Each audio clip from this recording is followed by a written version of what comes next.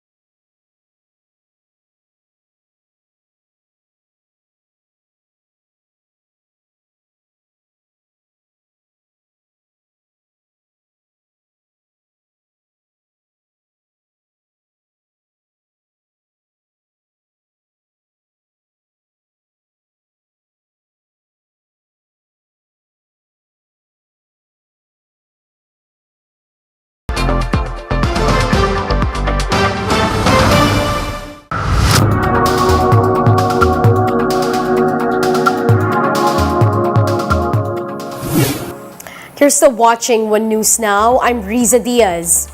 With UK Prime Minister Boris Johnson announcing his resignation, several senior Conservative leaders are throwing their hats in the ring to become the next leader of the Parliament. Let's find out who they are in this Bloomberg Quick Take. Here are the main candidates to replace UK Prime Minister Boris Johnson. Penny Mordaunt is viewed in the party as having strong credentials, charisma, and good leadership qualities. Her mother died when she was 15, and she helped bring up her youngest brother. She worked in orphanages in Romania before going to university, and at one point was a magician's assistant. Rishi Sunak was one of the first ministers to quit Boris Johnson's cabinet, sparking the PM's downfall. He rose to prominence during the pandemic after he unleashed tens of billions of pounds to help businesses and workers, causing his popularity to soar. Yet Sunak's star has faded in recent months. Controversies over his wife's non-dom tax status, a perception of him being too slow to react to Britain's cost of living crisis, and a fine for participating in an illegal Downing Street gathering during the pandemic have all hit his reputation. Nadhim Zahawi was appointed the new Chancellor after Sunak quit, but he soon joined the League of Tory MPs urging Johnson to resign. A self-made millionaire, he trained as a chemical engineer and went on to co-found the polling firm YouGov. It took Zahawi until 2018 to become a minister, but a stint as vaccines minister, overseeing the UK's successful rollout of coronavirus vaccines, earned him praise, and a promotion to the cabinet as Education Secretary in September. As Foreign Secretary, Liz Truss became a prominent figure in Britain's response to Russia's war in Ukraine, as well as handling ongoing post-Brexit negotiations with the EU. She is part of the libertarian wing of the Conservatives and has encouraged comparisons with their icon. A self-declared low-tax Tory, she supported Remain in 2016. She is beloved among the party membership and topped Conservative Home's league table of cabinet ministers for a year until February. Defence Secretary Ben Wallace is seen to have performed competently in Britain's response to Russia's invasion of Ukraine and during Afghanistan's evacuation crisis. Wallace now sits atop Conservative Home's league table of cabinet ministers. A former army captain, Wallace entered Parliament in 2005 after previously serving in the Scottish Parliament. He won plaudits in 2008 for his work campaigning for transparency around MPs' expenses. Sajid Javid is a second-generation immigrant and the son of a bus driver. Before politics, he had a successful banking career. He was made Home Secretary by Theresa May and the Chancellor of Exchequer by Johnson. But Javid's tenure as Chancellor was short-lived. He quit after refusing Johnson's demands to fire his most senior aides. He returned to the cabinet last year as Health Secretary. Tom Tugendhat is a former soldier who fought in Iraq and Afghanistan and who now chairs Parliament's Foreign Affairs Select Committee. He was the first to announce he would run in any leadership contest. First elected in 2015, Tugendhat supported Britain remaining in the EU. He has been a regular critic of Johnson and is frequently outspoken on foreign policy matters, particularly the need to take a tough stance against China. Jeremy Hunt has been the Foreign Secretary and Secretary of State for Health and Social Care. He was runner-up to Johnson in the 2019 leadership election. He presents himself in direct contrast to Johnson. His style is more measured, and he appeals to the centre-right traditional Conservative membership. He campaigned to stay in the European Union in the 2016 referendum, and some members of the party have dubbed him Theresa May in trousers.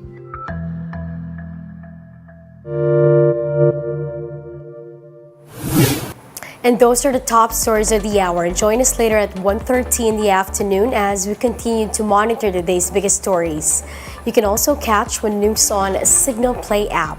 Register for a free account now at www.signalplay.com and stream One News live anytime, anywhere. I'm Riza Diaz. Mask on, wash hands, and stay safe, Philippines. We are One News.